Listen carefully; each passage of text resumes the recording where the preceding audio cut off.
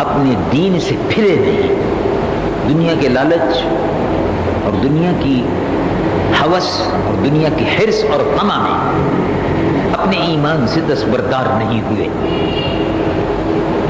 یہ واقعات قرآن مجید و فرقان حمید میں پچھلی امتوں کی بھی بیان ہوئے، اور حضور پرنور صلی اللہ علیہ وسلم کی امت میں صحابہ رضوان اللہ علیہم اجمعین نے مکہ معظمہ کی زندگی میں جس ثابت قدمی کے ساتھ، جس استقامت کے ساتھ کفار مکہ کا مقابلہ کیا، کفر کے بیچ میں رہ کر، مشرکوں کے جھرمٹ میں رہ کر جس طرح ایمان کے چراغ کو روشن رکھا اور اس کی حفاظت کی، جو نور ایمان ان کو ملا تھا اس کی حفاظت کی، وہ اللہ رب العالمین نے بھی اس کے قرآن میں تعریف فرمائی کہ رسول اللہ کے صحابہ نے سختی، تکلیفیں، بے شمار مصائب برداشت کی مکی زندگی میں اور مدنی زندگی میں، یعنی 13 سال مکہ معظمہ کی زندگی اور 10 سال مدینہ منورہ کی زندگی، تو 23 برس کا یہ جو عرصہ تھا حضور پرنور صلی اللہ علیہ وسلم کے صحابہ نے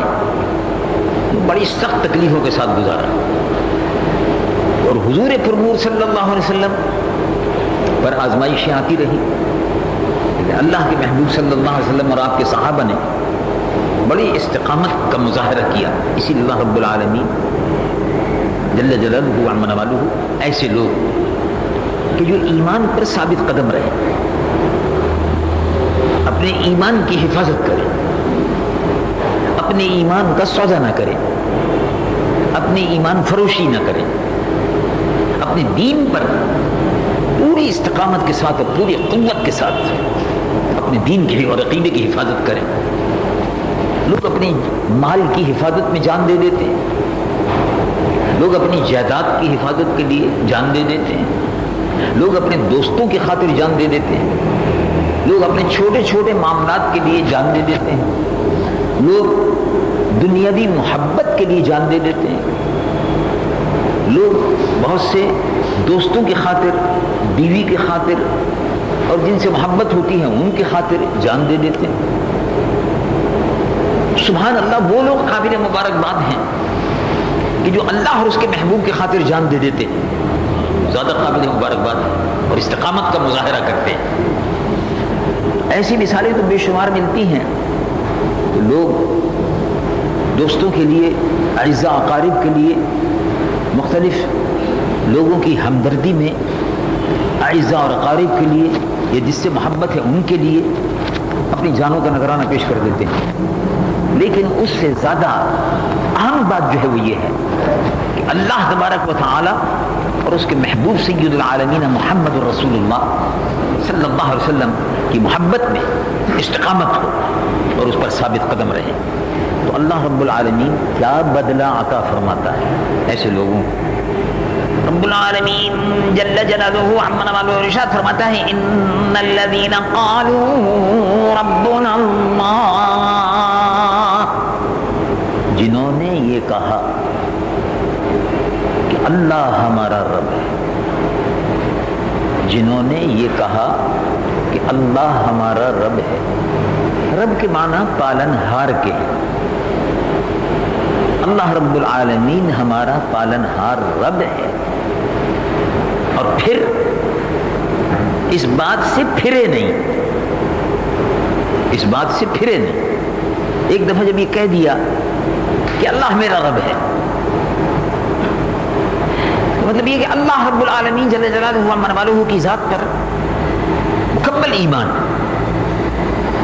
مکمل ثبات، مکمل ثابت قدمی، اللہ میرا رب ہے، اب اسے پھرے نہیں، یعنی جسم پر آرا بھی چل جائے تو اس سے نہیں پھرے۔ ایسے بے شمار واقعات، اور میں اس کی مثالیں ابھی آپ کی خدمت میں دوں گا۔ ایسے بے شمار واقعات ہیں، اللہ رب العالمین جل جلالہ عم نوالہ پر ایمان لانے کی وجہ سے بے شمار تکالیف لوگوں کو پیش آئیں۔ پچھلی امتوں کے واقعات میں بھی اللہ رب العالمین نے اس کو بیان فرمایا۔ تو جو لوگ ثابت قدم رہے، جنہوں نے یہ کہنے کے بعد کہ اللہ ہمارا رب ہے، پالنہار ہے، قادر مطلق ہے، ہمارا خالق ہے اور ہمارا مالک ہے، رب العالمین جل جلالہ عما والو ارشاد فرماتا ہے ان الذین قالوا ربنا اللہ ثم استقاموا، یہ کہنے کے بعد کہ اللہ ہمارا رب ہے پھر استقامت کا مظاہرہ کیا۔ استقامت کے معنی ہے ثابت قدم رہنا۔ استقامت کے معنی یہ ہے کہ پائے قدم میں لغزش نہ آنے پائے۔ استقامت کے معنی یہ ہے کہ اگر مگر نہ ہو، پھر یہ سمجھ لیجیے کہ جیسے ہوتا ہے نا، اچھا اگر تو پھر یہ ہے، تو اگر پھر مگر ٹالنے والی بات ہوتی ہے۔ ہاں اگر ایسا ہوا، ہاں اگر مگر ایسا، یہ اگر مگر کچھ نہیں۔ اللہ رب العالمین رب ہے، اللہ پر ایمان غیر متزلزل ہے، اللہ رب العالمین جل جلالہ عما والہ کی ربوبیت پر غیر متزلزل یقین ہے۔ پھر کیا ہوتا ہے اس کے نتیجے میں؟ رب العالمین جل جلالہ عما والہ ارشاد فرماتا ہے ان الذین قالوا ربنا اللہ ثم استقاموا تتنزل علیہم الملائکہ، ان پر اللہ کی رحمت کے فرشتے اترتے ہیں۔ تتنزل علیہم الملائکہ، اللہ کی رحمت کے فرشتے ایسے لوگوں پر اترتے ہیں جو اس بات پر ڈٹ جاتے ہیں کہ اللہ میرا رب ہے، وحدہ لا شریک ہے۔ اللہ رب العالمین جل جلالہ عما والہ پر ایمان ان کا غیر متزلزل ہوتا ہے۔ بہت سے لوگ اللہ تبارک و تعالی جل جلالہ عما والہ پر ایمان یقیناً رکھتے ہیں، غیر متزلزل ایمان رکھتے ہیں، لیکن جب امتحان کا اور آزمائش کا موقع آتا ہے تو ان کے قدم میں لغزش آ جاتی ہے، وہ اپنا ایمان کھو دیتے ہیں اور اپنے ایمان خوف اور دہشت کی وجہ سے اپنے ایمان سے دستبردار ہو جاتے ہیں۔ اللہ رب العالمین جل جلالہ عما والہ نے ایک واقعہ بیان فرمایا، قصہ ہے، وہ کہانی نہیں ہے، قصہ ہے، واقعہ ہے، بیان فرمانے والا خود رب العالمین ہے۔ قرآن مجید و فرقان حمید کی ایک پوری سورت اسی واقعے سے منسوب ہے اور بڑا عجیب و غریب واقعہ ہے۔ اور ظاہر ہے قرآن مجید و فرقان حمید میں اللہ رب العالمین جل جلالہ عما والہ پچھلی امتوں کے واقعات کو اس لیے بیان فرماتا ہے کہ ہم ان سے سبق حاصل کریں، ان کو سامنے رکھ کر پھر اپنی منزل کا تعین کریں اور ثابت قدمی کا اور عزم اور ثبات کا مظاہرہ کریں۔ چنانچہ ارشاد ہوتا ہے، ایک سورت ہے قرآن مجید و فرقان حمید کے 15ویں سپارے میں، اس کا نام ہے سورۃ الکہف۔ اس کی سورت کے بڑے فضائل بھی ہیں۔ حضور پرنور سید العالمین محمد رسول اللہ صلی اللہ علیہ وسلم نے ارشاد فرمایا کہ سورۃ الکہف کی جمعے کے دن تلاوت کیا کرو۔ سورۃ الکہف 15ویں سپارے میں ہے، 16ویں سپارے میں جا کے ختم ہوتی ہے، اس کے تقریباً 3 رکوع 16ویں سپارے میں ہے، اور باقی حصہ جو ہے آدھا سپارہ تقریباً وہ 15ویں سپارے میں ہے۔ تو 15ویں سپارے سے شروع ہوتی ہے، 16ویں سپارے کے شروع میں ختم ہو جاتی ہے۔ نام ہے اس کا سورۃ الکہف۔ کہف کا مطلب ہے غار، غار کا مطلب ہے کھو۔ پہاڑ جو ہوتے ہیں عام طور سے ان میں اندر کو جگہ ہو جاتی ہے، بعض مقامات پر اس کو غار کہتے ہیں۔ پہاڑوں پر اگر آپ جائیں تشریف لے جائیں، اتفاق ہوا ہوگا، چھوٹے چھوٹے غار بنے ہوئے ہوتے ہیں، کہیں بڑے بھی ہوتے ہیں، کہیں چھوٹے بھی ہوتے ہیں۔ ایسے ہی 2 غار ہیں جن میں حضور پرنور صلی اللہ علیہ وسلم تشریف لے گئے۔ پہلا غار وہ ہے جس کو غار حرا کہتے ہیں، جس میں پہلی وحی نازل ہوئی، اس کو غار کہتے ہیں۔ انگریزی میں اس کو کیو کہتے ہیں، کیو۔ کیو پہاڑ کے اندر چھوٹی سی جگہ ہو جاتی ہے کہ اس میں چھپنے کا بھی موقع ملتا ہے، اور وہ سرنگ جیسی ہوتی ہے چھوٹی سی، 8 10 20 آدمی اس کے اندر بیٹھ بھی سکتے ہیں، وہ غار ہوتا ہے غار حرا۔ حضور پر نور صلی اللہ علیہ وسلم اعلان نبوت سے پہلے مکہ معظمہ سے تقریباً 2.5 کلومیٹر کے فاصلے پر، 2-2.5 کے درمیان سامنے نظر آتا ہے پہاڑ، مکہ معظمہ سے 2.5 کلومیٹر کے فاصلے پر پہاڑ ہے، اس میں غار ہے، اس کو کہتے ہیں غار حرا۔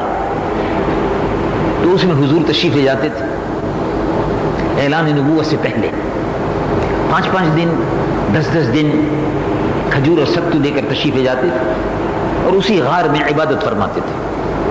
غار جب حضور پر نور صلی اللہ علیہ وسلم نے مدینہ منورہ کی طرف ہجرت فرمائی تو راستے میں غار تھا، پہاڑ تھا، جبل نور کہلاتا ہے، اس میں غار ثور، اس کا نام ہی غار ثور ہے۔ اس غار ثور میں حضور پر نور صلی اللہ علیہ وسلم سفر ہجرت پر جب مدینہ منورہ تشریف لے جا رہے تھے تو وہاں پہنچنے کے بعد پھر اس کے اندر تشریف لے گئے اللہ کے حکم کے مطابق، اور اس غار میں حضور نے قیام فرمایا۔ وہ واقعہ آپ سن چکے ہیں، علماء کرام اس کو بیان فرماتے ہیں، میں اس کی تفصیل میں اس وقت جاتا نہیں ہوں۔ یہ غار جو ہے اس کا ذکر بھی قرآن مجید و فرقان حمید میں ہے۔ اللہ رب العالمین جل جلالہ عما نوالہ ارشاد فرماتا ہے، اس غار میں یاد کیجئے، دیکھیے وہ واقعہ بڑا عجیب و غریب ہے کہ حضور پر نور صلی اللہ علیہ وسلم اور آپ کے صحابی سیدنا ابو بکر رضی اللہ عنہ جب راتوں رات حضور نے مکہ معظمہ سے سفر اختیار کیا، کافر حضور کی تلاش میں پھرتے رہے، تو حضور نے غار میں پناہ لی، یعنی غار میں تشریف لے گئے۔ اس غار ثور میں حضور نے قیام فرمایا۔ جب حضور اندر تشریف لے گئے، کافر تو پیچھے پیچھے آ رہے تھے، جیسے حضور اندر داخل ہوئے، مکڑی نے اللہ کے حکم سے جالا تان دیا، اور باہر کبوتر جو تھے وہ غٹر غوں کرتے پھر رہے تھے۔ کافر جو تھے وہ وہاں سے آئے، پیچھا کر رہے تھے حضور کا، تلاش میں تھے، تو قدموں کے نشان نظر آئے۔ بعد میں کہا کہ اب اس کے بعد کوئی نشان نہیں نظر آ رہا، تو غار میں ہوں گے؟ غار میں کیسے ہو سکتے ہیں؟ غار میں اندر جانے کا رستہ جو ہے اس میں تو مکڑی نے جالا تانا ہوا ہے، تو مکڑی کا جالا تو بہت دنوں میں بنتا ہے، کوئی 1 گھنٹے میں تھوڑی بنتا ہے، مکڑی کا جالا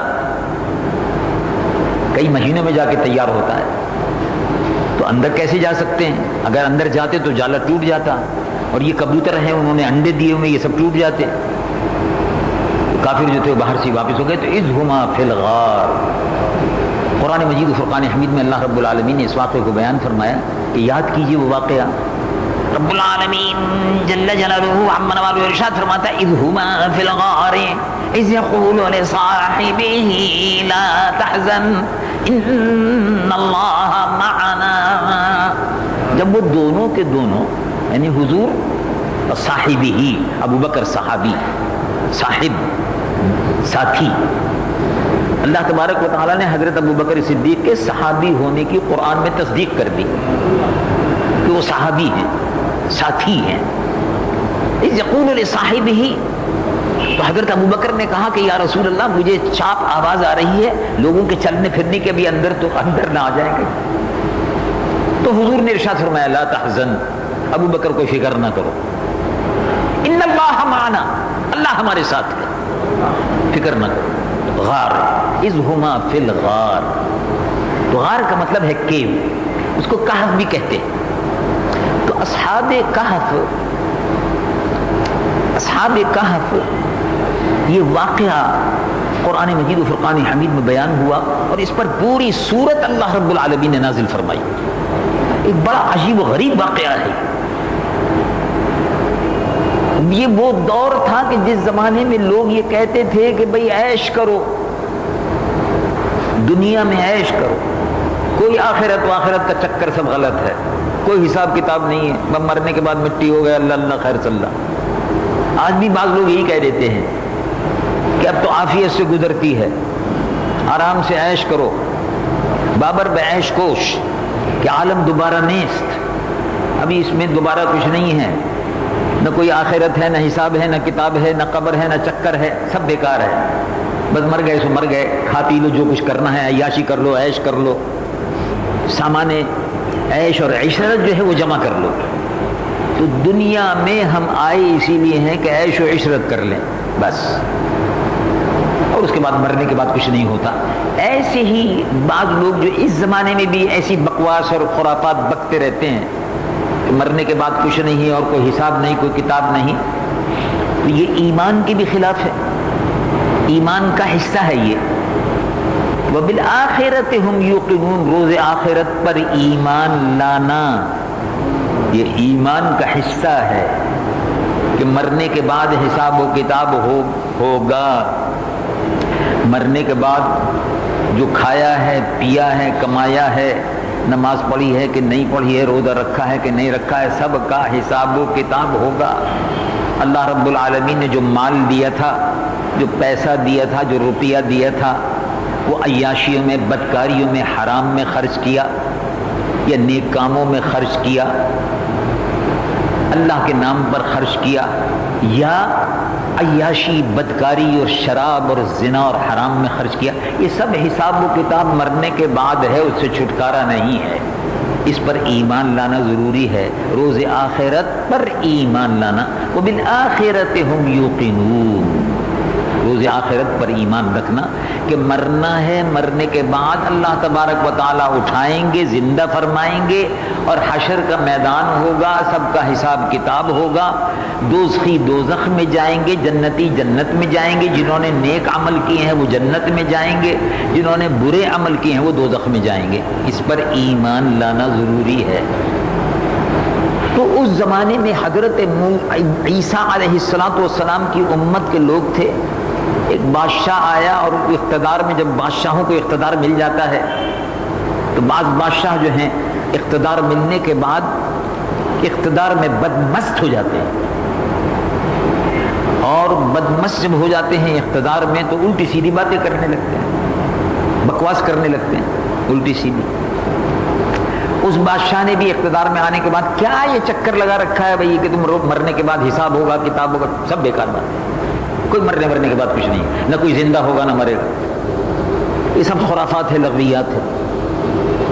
تو حضرت عیسیٰ کی امت کی تھی، حضور پر نور صلی اللہ علیہ وسلم کی تشریف آوری سے پہلے کا یہ واقعہ ہے۔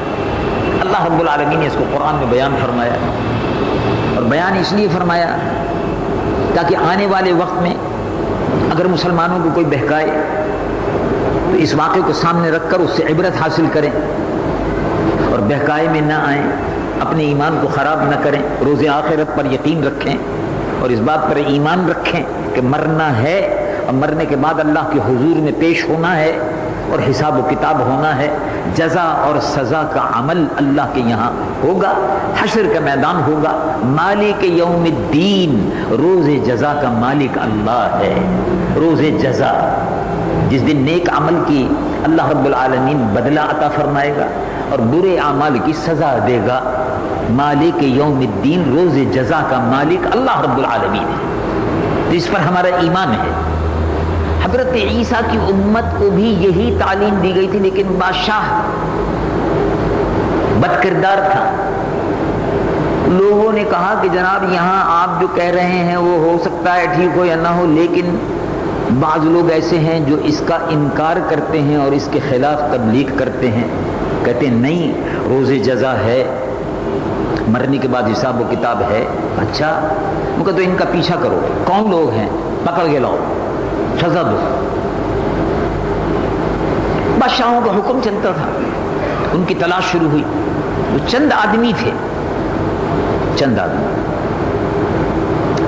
ان کو جب پتہ چلا کہ بادشاہ ہماری تلاش میں ہے اور بادشاہ کی پولیس ہمارا پیچھا کر رہی ہے، تو یہ لوگ جو تھے یہ اپنے گھر سے نکل گئے۔ اللہ رب العالمین اس واقعے کو سورۃ الکہف میں 15ویں سپارے میں بیان فرماتا ہے۔ رب العالمین العالمین جل جلالہ عما نوالہ ارشاد فرماتا ہے اما حسبت ان اصحاب الکہف والرقیم كانوا من آیاتنا عجبا. اصحاب کہف اور رقیم یہ غار والوں کا جو قصہ ہے، من آیاتنا عجبا، یہ ہماری نشانیوں میں سے نشانی ہے، عجیب و غریب. اے محبوب صلی اللہ علیہ وسلم، ہم آپ کے لیے اس کو بیان کرتے ہیں تاکہ آپ کی امت جو ہے وہ اس سے سبق حاصل کرے. یہ بڑے امتحان کا وقت تھا کہ بادشاہ جو ہے وہ اپنے عقیدے پر لوگوں کو بدلنا چاہتا تھا، اور یہ لوگ جو تھے چند جو رہنما تھے اس وقت قوم کے، انہوں نے کہا کہ ہم بادشاہ کے کہنے سے اپنا عقیدہ نہیں بدل سکتے، ہم روز آخرت پر یقین رکھتے ہیں، ہم اللہ کی ذات پر یقین رکھتے ہیں. کوئی بھی کہتا تھا کیا یہ خدا ودا رکھا ہوا ہے، بیکار باتیں ہیں. آپ ایسی سنتے بھی رہتے ہیں، آج کل بھی ایسے بعض لوگ کہہ دیتے ہیں، وہ اپنے آپ کو بڑے فخر سے کہتے ہیں ہم کوئی خدا ودا پہ یقین نہیں رکھتے، معاذ اللہ. ایتھیسٹ جن کو کہا جاتا ہے ایتھیسٹ، منکرین خدا، دہریے، اردو زبان میں ہم ان کو کہتے ہیں شبہ دہریے، منکرین خدا، خدا کے منکر، روز آخرت کے منکر، حشر اور نشر کے منکر، یہ دہریے ہوتے ہیں. اللہ تبارک و تعالی جل جلالہ عما نوالہ نے اس واقعے کو تذکرہ کرتے ہوئے بیان فرمایا کہ یہ عجیب و غریب واقعہ ہوا کہ یہ چند لوگ جو تھے انہوں نے کہا کہ بھئی ہم کو بادشاہ کے آگے سر نہیں جھکانا، حاکم وقت جو کہتا ہے وہ بات اس کی نہیں ماننی. ہم جو عقیدہ رکھتے ہیں، حضرت عیسیٰ علیہ السلام نے ہم کو تعلیم دی، اللہ پر ایمان رکھنا، روز آخرت پر یقین رکھنا، میدان حشر پر یقین رکھنا. اللہ مالک یوم الدین ہے، روز جزا کا مالک ہے، حساب اور کتاب اور نشر اور حشر پر یقین رکھنا، یہ ہمارا ایمان ہے، ہم اس سے منکر نہیں ہو سکتے. لیکن اب بادشاہ کیونکہ زبردست ہے تو بھئی ایسا کرو، یہاں سے چلو، اس بستی کو چھوڑ دو، جبر ہے، ظلم ہے. تو جبر اور ظلم کی شکل میں جان بچا کر ایمان کو سلامتی کے ساتھ لے کر نکل جانا، یہ بھی سنت انبیاء بھی ہے اور سنت صحابہ بھی ہے اور سنت اولیاء کاملین بھی ہے. یعنی ان کا طریقہ ہے، سنت کا مطلب طریقہ ہے. مکہ معظمہ کی زندگی میں حضور پرنور صلی اللہ علیہ وسلم کے صحابہ پر کتنا ظلم اور جبر ہوا تو ہجرت فرمائی، اس کو ہجرت کہہ دی. چنانچہ لوگوں نے کہا کہ بھائی ایمان کا سودا نہیں کرنا، اپنے ایمان کی حفاظت کرنی ہے. وطن کو چھوڑنا پڑتا ہے چھوڑ دو، کاروبار اور مال و دولت کو چھوڑنا پڑتا ہے چھوڑ دو، ایمان کی حفاظت کرو، اس پر کوئی سودے بازی نہیں ہو. رب العالمین جل جلالہ عما نوالہ ارشاد فرماتا ہے یہ لوگ اپنے گھر سے نکلے، قرآن مجید و فرقان حمید میں بیان فرمایا یہ لوگ نکلے، اپنے گھر سے جب نکلے وہیں پر دروازے پہ کتا بیٹھا رہتا تھا، گلی پر نکڑ پر ہوتا ہے کتا بیٹھا رہتا تھا. جب کتے نے دیکھا کہ لوگ سب نکل کے جا رہے ہیں تو وہ بھی وہیں دروازے پہ تو رہتا ہی تھا، وہ بھی ساتھ ساتھ. انہوں نے سوچا کہ یہ رات کا وقت ہے، اب اس رات کے وقت میں ہم نکل کے جا رہے ہیں، اگر یہ بھونک لیا آواز اس کی ہوگی تو ہماری تلاش میں اگر کچھ لوگ آ گئے پکڑ کے لے گئے تو کتے کو انہوں نے بہت واپس کرنے کی کوشش کی، لیکن کتا جو تھا اس نے ان کا ساتھ نہیں چھوڑا، وہ خاموشی سے ان کے پیچھے پیچھے چلتا رہا.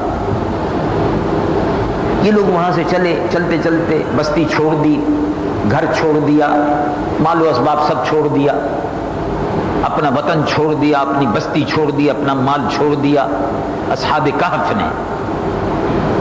غار والوں نے، اصحاب کہف نے اپنا مال بھی، اسباب بھی، زمین بھی، جائیداد بھی سب چھوڑی اور نکل کھڑے ہوئے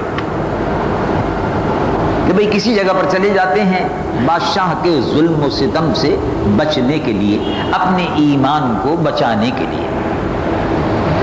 تو سبحان اللہ، چلتے چلتے چلتے چلتے چلتے چلتے چلتے چلتے پہاڑ پر چڑھ گئے، تھک گئے، ایک غار نظر آیا،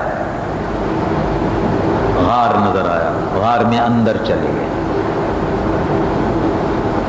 کتا جو تھا وہ باہر دروازے پہ بیٹھ گیا اور یہ لوگ اندر رہے۔ مگر وہ کتے نے ان کا پیچھا نہیں چھوڑا، وہ چپ چاپ بڑی فرما برداری کے ساتھ ساتھ چلتا رہا، بھونکا نہیں، کچھ نہیں، شور نہیں مچایا، چپ چاپ چلتا رہا، ان کے ساتھ ساتھ چلتا رہا۔ انہوں نے کوشش بھی کی بھی تم چلے جاؤ، ہٹو، ساتھ ساتھ۔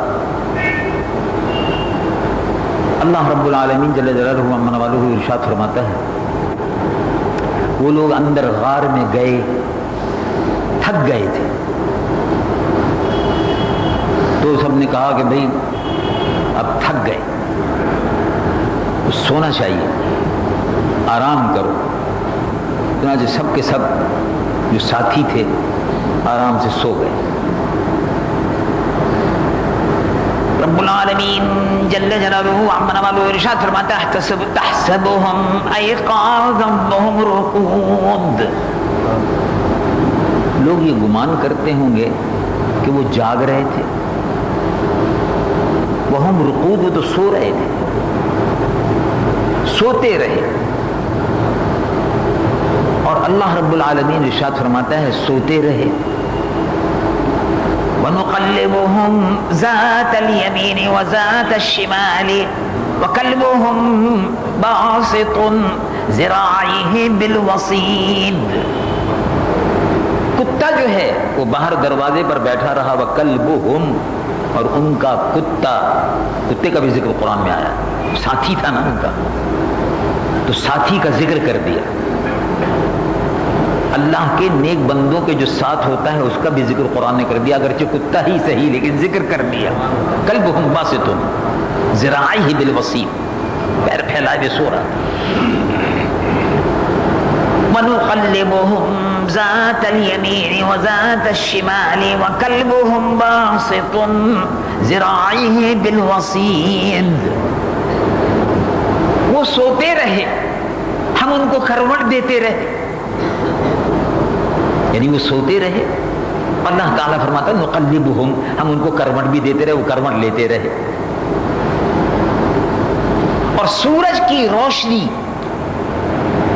غار کے اندر پہنچاتے رہے، حالانکہ وہ غار تو اندر کو ہوتا ہے، تمہیں اندھیرا ہوتا ہے بالکل، لیکن اللہ کے حکم سے سورج کی روشنی بھی پہنچتی رہی۔ رب العالمین جل جلالہ عما والہ ارشاد فرماتا ہے وَتَرَى الشَّمْسَ، آپ دیکھیں کہ سورج تَزَاوَرُ عَنْ كَهْفِهِمْ ذَاتَ الْيَمِينِ وَذَاتَ الشِّمَالِ وَكَلْبُهُمْ بَاسِطٌ ذِرَاعَيْهِ بِالْوَصِيدِ، سورج کی روشنی اندر پہنچتی رہی، غار میں اندھیرا ہوتا ہے، روشنی پہنچتی رہی، یہ لوگ سوتے رہے، کروٹیں بدلتے رہا۔ اللہ رب العالمین فرماتا ہے ہم ان کی کروٹیں بدلتے رہے۔ بعد میں ان کی آنکھ کھلی، آنکھ جب کھلی تو ساتھیوں نے کہا ایک دوسرے سے ارے بھائی بہت سو لیے، کتنا سوئے؟ کچھ پتہ نہیں، وہ تھوڑی دیر سوئے۔ بھائی بھوک لگ رہی ہے، کھانے کا انتظام ہونا چاہیے، تو ساتھی نے کہا کہ کھانے کا انتظام اگر کریں گے تو شہر جانا پڑے گا، اور شہر والوں میں اگر کسی نے پکڑ لیا دھکڑ شروع ہو گئی تو سب پکڑے جائیں گے، لیکن پھر کوئی بات نہیں ہے، چلو دیکھتے ہیں لمحہ دیکھ، بھائی کھانے کا انتظام کرو۔ چنانچہ وہ پیسے جو ان کے ساتھ سکے وغیرہ تھے اس کو لے کے ایک آدمی، ان میں سے ایک آدمی وہاں سے نکلے، چلتے چلتے چلتے چلتے چلتے چلتے شہر پہنچے، قصبے میں جا کے نان بائی کی دکان پر، ہوٹل پر جا کے کہا کہ بھئی روٹی بناؤ، سالن کا انتظام کرو، کھانا دو، پیسے لو۔ کھانا وانا سب تیار ہو گیا تو انہوں نے پیسے دیے۔ جب سکہ دیا تو بازار والے نے دیکھنا شروع کیا، ان کو بھی دیکھا، ارے بھئی یہ سکہ کہاں سے آیا آپ کے پاس؟ کیوں، کیا بات ہے؟ کوئی سکہ تو بازار میں تو نہیں چلتا، یہ تو 300 برس پہلے کی بات ہے۔ اچھا، اب یہ چونکے، حالات بدل گئے، شہر بدل گیا، 300 برس پہلے کی بات ہے، بڑا مشکل مسئلہ بن گیا۔ کیونکہ بھائی معلوم ہوتا ہے تم کو کوئی خزانہ مل گیا ہے، اس نے شور مچانا شروع کر دیا، پولیس آ گئی ایک دم۔ کیا بات ہے بھائی، یہ پیسہ کہاں سے آیا؟ کون سا خزانہ تم کو ملا ہے؟ زمین کھودی تھی؟ کون سے مکان میں ملا؟ کس محل میں تھے؟ کیونکہ پرانے زمانے کا سکہ ہے، 300 سال پہلے کا، مطلب کوئی خزانہ وزانہ ملا ہے۔ انہوں نے وہاں سے بھاگنے کی کوشش کی، یہ وہاں سے بھاگے تو مجمع بھی پیچھے پیچھے، اور جو بادشاہ تھا اس وقت کا اس کو بھی خبر ہو گئی، اس نے بھی سواری تیار کی، گھوڑے تیار کے، چلو بھائی پیچھا کرو، کون لوگ ہیں؟ کیا ہوا بھائی؟ یہ واقعہ پرانے زمانے کے سکے، معلوم ہوتا کوئی خزانہ مل گیا ہے، چلو بھائی پیچھے۔ اللہ رب العالمین جل جلالہ عم نوالہ ارشاد فرماتا ہے، وہ پیچھا کرتے کرتے کرتے کرتے کرتے پہنچے، غار کے دروازے پر پہنچ گئے۔ انہوں نے ان سے کہا کہ بھئی بات اصل میں یہ ہے کہ ہم یہاں اس غار میں رہتے ہیں، اور یہ سکہ جو ہے یہ پرانا ہے، ایک بادشاہ تھا ہمارے زمانے میں، وہ بڑا ظلم و ستم کرتا تھا، اور ہم تو یہاں آرام سے سو رہے تھے، بھوک لگی تو اٹھ کے گئے تو معلوم ہوا کہ دنیا ہی بدل گئی ہے، کئی سو سال ہو گئے ہیں۔ تو بادشاہ نے کہا کہ ہاں وہ وقت تھا کہ جب لوگ روز آخرت کا، روز جزا کا، قیامت کا، حشر کا، نشر کا انکار کرتے تھے، لیکن اب ایسا نہیں ہے۔ اور آپ کے اس سے معلوم ہوا کہ اللہ تبارک و تعالی جل جلالہ وعم نوالہ اتنے سو سال تک آپ کو سلایا، جو اتنے سو سال تک سلا سکتا ہے وہ قبر سے اٹھا بھی سکتا ہے، جو پیدا کر سکتا ہے وہ مار بھی سکتا ہے، مارنے کے بعد پھر اٹھا سکتا ہے۔ چنانچہ قرآن مجید و فرقان حمید میں اسی مضمون کو پھر مزید ایک اور مقام پر ارشاد فرمایا کہ ہم نے تم کو اسی مٹی سے پیدا کیا۔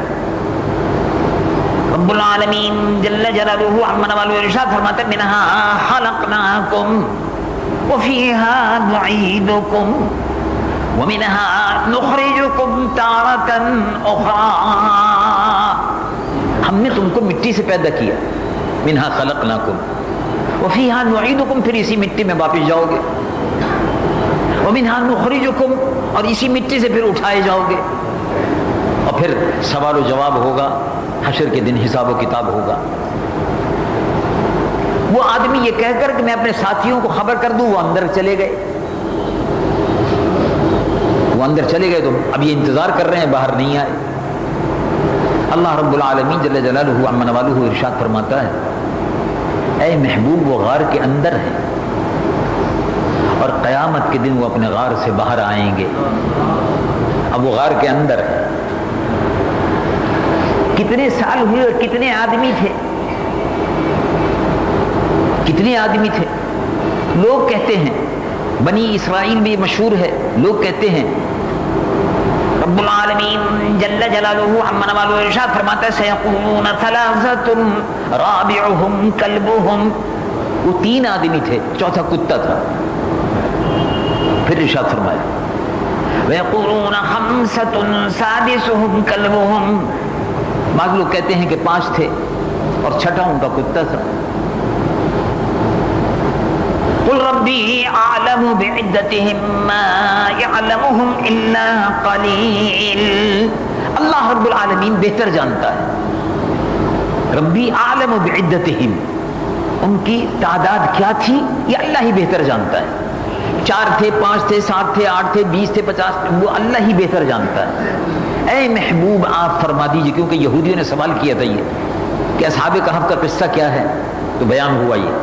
تو اے محبوب فرما دیجئے قل ربی اعلم بعدتہم ما یعلمہم الا قلیل. بہت کم لوگ اس سلسلے میں جانتے. آپ ان کو بتا دیجئے، یہودیوں کو جواب دے دیجئے کہ وہ 3 تھے، 5 تھے، 6 تھے، 8 تھے، 10 تھے، اور کتا بھی ان کے ساتھ تھا. یہ اللہ ہی بہتر جانتا ہے. لیکن بہرحال قیامت کے دن وہ سب غار سے باہر آئیں گے. اللہ تبارک و تعالی نے ان لوگوں کی غار میں حفاظت فرمائی. پہلی بات کہ جن لوگوں نے اللہ رب العالمین جل جلالہ وعظم نوالہ کی ذات پر ثابت قدمی کا اظہار کیا. اللہ رب العالمین جل جلالہ وعظم نوالہ جو اپنے آپ کو اللہ کی حفاظت میں دے دے، اللہ اس کی حفاظت فرماتا ہے. یہ لب لباب اس کا ہوا. بہت سے لوگ اپنے آپ کو اللہ کی حفاظت میں نہیں دیتے.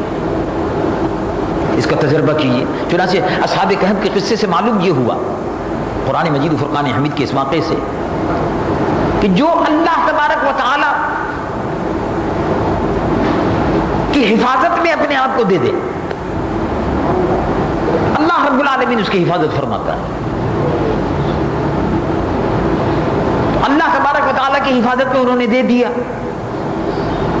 تو غار میں زندہ رہے، سوتے رہے. اللہ رب العالمین کروٹی بھی ان کو دیتے رہے، سورج کی روشنی بھی پہنچاتے رہے. اور اب قیامت کے دن وہ اٹھیں گے، باہر غار سے آئیں گے. بادشاہ انتظار کرتا رہا، لوگ بھی انتظار کرتے رہے، نہیں آئے. انہوں کا بھائی بات اصل میں یہ ہے کہ اب یہ لوگ تو آئے نہیں، تو غار کا دروازہ جو ہے اس کو بند کر دو. غار کا دروازہ بند کر دو. یہ برکت والے لوگ تھے، اللہ نے ان کی حفاظت فرمائی. 300 برس تک 300 سنین وازدادوا 9 309 برس، تقریباً 309 برس سوتے رہے. اللہ رب العالمین ان کو کروٹیں دیتے رہے اس کے حکم سے. تو 300 برس بھی زندہ رکھنا چاہیں تو زندہ رکھتے ہیں، 500 برس کسی کو زندہ رکھنا چاہیں تو زندہ رکھتے ہیں، اور چاہیں تو 2 منٹ میں ختم کرنا چاہیں تو ختم کر سکتے ہیں. یہ سب اللہ کی قدرت میں ہے.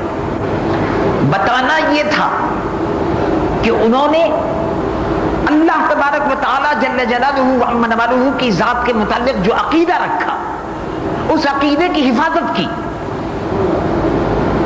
اور جب کوئی شخص اپنے عقیدے کی حفاظت پر جم جائے تو اللہ رب العالمین پھر اس کی حفاظت یقیناً فرماتا ہے. چنانچہ قرآن مجید و فرقان حمید کی ایک دوسری آیت مبارکہ میں ارشاد فرمایا، رب العالمین جل جلالہ وعظم نوالہ ارشاد فرماتا ہے فاللہ خیر حافظا وهو ارحم الراحمین. اللہ بہترین حفاظت فرمانے والا ہے. حضرت یوسف علیہ السلام حضرت یوسف علیہ السلام کے بھائیوں نے حضرت یوسف کو کنویں میں ڈال دیا.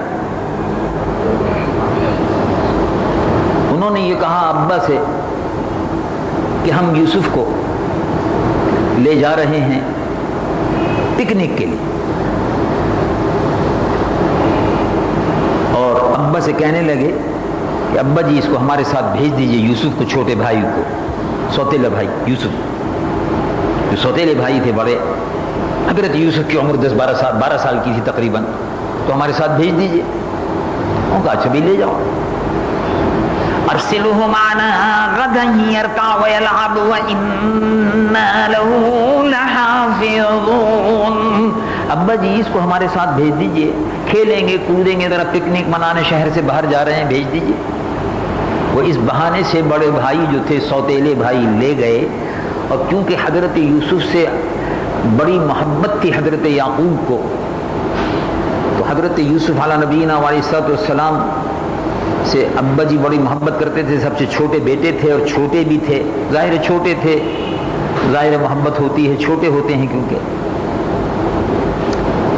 بھائیوں کو یہ بات سوتیلے بھائیوں کو ناگوار گزرتی تھی، تو انہوں نے کہا رستے سے ہٹاؤ، تو پکنک کے بہانے لے گئے اور وہاں لے جا کے ایک کنواں پرانا جس میں کوئی پانی وانی نہیں تھا، خشک ہو گیا کنواں، اس کنویں کو اچھی طرح سے دیکھنے کے بعد حضرت یوسف کے ہاتھ پیر رسی سے باندھ کے اور کنویں میں ڈال دیا۔ کنواں بہت گہرا تھا اور پرانا تھا، ظاہر ہے اس قسم کے پرانے کنویں کے اندر سانپ ہے، بچھو ہے، مختلف جانور وغیرہ ہوتے ہیں۔ انہوں نے کنویں میں اندھیرا، حضرت یوسف کو پکڑا، باندھا اور رسی سے ڈالا۔ ڈالنے کے بعد جب اچھی طرح انہوں نے سمجھ لیا کہ اب کافی نیچے ہم نے ڈال دیا، تو رسی کو کاٹ دیا۔ تو اب ظاہر ہے جب رسی کو کاٹا تو گرتے۔ حضرت یوسف علیہ السلام نے اذ نادى ربہ، اپنے رب کو پکارا، کنویں کی گہرائی میں پہنچنے سے پہلے اس اندھیرے میں نادى ربہ، رب کو پکارا، اے میرے رب۔ اللہ رب العالمین نے سدرۃ المنتہا پر جبرائیل کو حکم دیا۔ سدرۃ المنتہا، سدرۃ المنتہا یہ جبرائیل کا مقام ہے، یہ جگہ کا نام ہے، بیری کا درخت ہے اس کے پاس، سدرۃ المنتہا، یہ جبرائیل کی حد ہے، اس سے آگے جبرائیل نہیں جا سکتے۔ ہر نبی کی ایک حد، مختلف انبیاء علیہ السلام کی حد، کسی کے چوتھے آسمان پر، کسی کے پانچویں آسمان پر، کسی کے چھٹے آسمان پر، کسی کے ساتویں آسمان پر۔ جبرائیل کی بھی حد ہے، فرشتوں کے سردار، سدرۃ المنتہا، یہ ان کی حد ہے۔ اس حد سے آگے جبرائیل نہیں جا سکتے، اگر جائیں تو تجلی الہی سے جبرائیل کے پر جل جائیں۔ اس حد سے آگے اگر کسی کا مقام ہے سدرۃ المنتہا سے آگے، سدرۃ المنتہا، اب اس سے ذرا تھوڑا اندازہ لگائیے، پہلے آسمان اور دوسرے آسمان میں فاصلہ ہے 500 سال کا، تو 7 آسمان ہے، 7 سماوات طباقا۔ اللہ رب العالمین نے قرآن میں ارشاد فرمایا کہ ہم نے 7 آسمان بنائے ہیں، طبق در طبق، اوپر در، 7 سماوات طباقا، ما ترى في خلق الرحمن من تفاوت۔ پہلا آسمان پھر دوسرا آسمان، ایک آسمان سے دوسرے آسمان میں 500 برس کا رستہ ہے،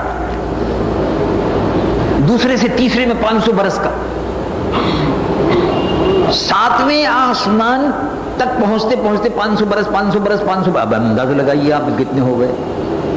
تو جتنا فاصلہ پہلے آسمان سے 7ویں آسمان پر ہے، اتنا ہی فاصلہ 7ویں آسمان سے سدرۃ المنتہا کے درمیان میں ہے۔ سدرۃ المنتہا سے پہلے انبیاء کا مقام ختم، جبرائیل کا مقام بھی ختم، فرشتوں کے سردار۔ سدرۃ المنتہا کے بعد اگر کسی کا مقام شروع ہوتا ہے تو مقام محمد رسول اللہ صلی اللہ علیہ وسلم۔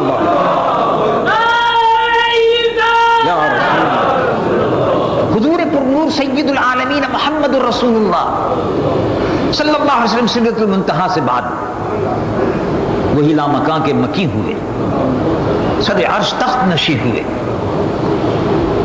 اللہ کے محبوب صلی اللہ علیہ وسلم اس مقام پر پہنچے جہاں کسی نبی کی، جہاں کسی فرشتے کی، جہاں کسی اولو العزم رسول کی اور اولو العزم فرشتے کی رسائی نہیں ہے، وہاں مقام مصطفیٰ شروع ہوتا ہے.